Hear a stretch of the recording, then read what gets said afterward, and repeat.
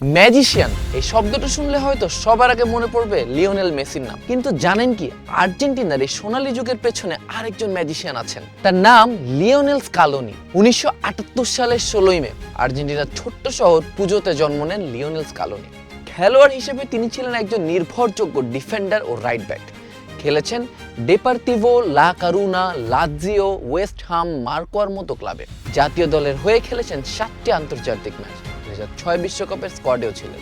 খেলোয়াড় হিসেবে তিনি কিংবদন্তি ছিলেন না, কিন্তু ভাগ্য যেন তার জন্য অন্য কিছু লিখে রেখেছিল।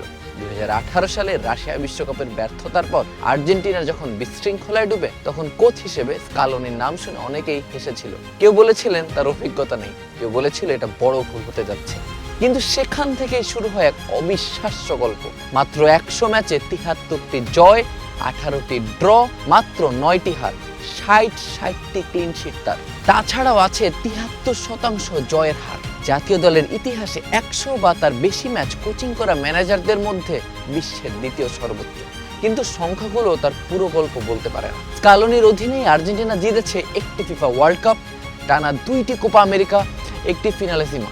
আর সবচেয়ে অবিশ্বাস্য বিষয়, আর্জেন্টিনার হয়ে তিনি যে প্রতিটি ফাইনালে কোচিং করেছেন, প্রতিটিতেই জয় পেয়েছেন। তিনি ভেঙেছেন বছরের পর বছর ধরে থাকা অভিশাপ। প্রথমবার ব্রাজিলের মাটিতে বিশ্বকাপের বাছাই পর্বে জয়। বিশ্বকাপের বাছাই পর্বে প্রথম দল হিসেবে ব্রাজিলকে 4 গোল।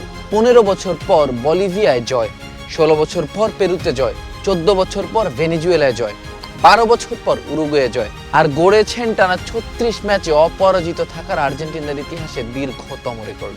সবচেয়ে বড় কথা, তিনি শুধু একটি দল তৈরি করেননি, তিনি তৈরি করেছেন একটি পরিবার, যেখানে মেসি থেকে শুরু করে নতুন প্রজন্ম সবাই একে অপরের জন্য লড়ে।